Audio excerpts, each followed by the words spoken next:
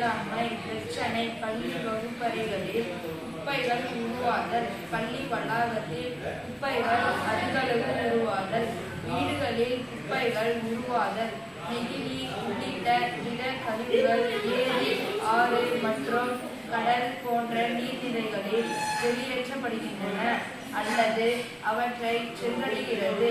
சலவைத்தூள் வீடுகளில் பயன்படுத்துவதால் மனிதர்களின் வளர்ச்சி, இனப்பெருக்கம், நரம்பியல் நச்சுத்தன்மை மற்றும் நாளமில்லா சுரபிகள் சீர்குலைவு ஆகியவற்றை ஏற்படுத்துகின்றன. நெகிழி, ஆடை, முடி, அழகு மற்றும் தோல் பொருட்கள் ஏரி, ஆறு மற்றும் கடல் போன்ற நீர்நிலைகளை சென்றடைகிறது. இங்கு இவை நச்சுத்தன்மை கொண்ட வேதிப்பொருட்களை கவர்கின்றன. பூச்சிக்கொல்லிகள் பூச்சிகள், விலங்குகள் மற்றும் மனிதர்களின் மத்திய நரம்பு மண்டலத்தை பாதிக்கின்றன.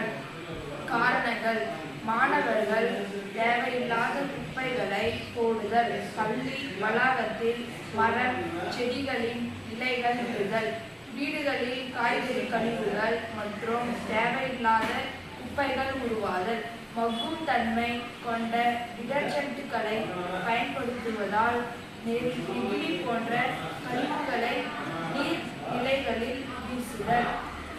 விளைவுகள்: காய்கறி கழிவுகளை நெகிழி பைகளில் போடுவதால் மக்குவதில்லை. பசுநாய், கால்நடைகள், வனவிலங்குகள் போன்றவை உணவுடன் வீணாகும் நெகிழி கழிவுகளை உட்கொள்வதால் துன்புறுத்துகின்றன. பாஸ்பேட்டுகள் பாக்டீரியா மற்றும் ஆல்காவை வேகமாக வளர்ச்சிகின்றன. தாவரங்கள் நீரில் கரைந்துள்ள ஆக்சிஜன் முழுவதையும் எடுத்துக்கொள்கின்றன. இது விலங்கு மற்றும் தாவரங்களின் பன்முகத்தன்மை குறைவதற்கு வழிவகுக்கிறது. இதற்கான தீர்வு: நச்சுத்தன்மையுடைய வேதிப்பொருட்களை கொண்டுள்ள டிடர்ஜென்ட்டுகளை தவிர்க்க வேண்டும்.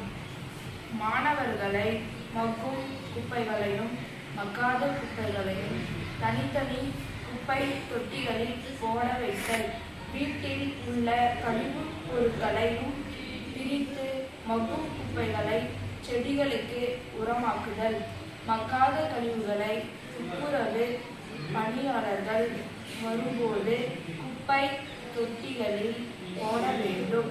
பள்ளி மற்றும் வீடுகளில் உருவாக்கிய கழிவுகளை அகற்றுதல்.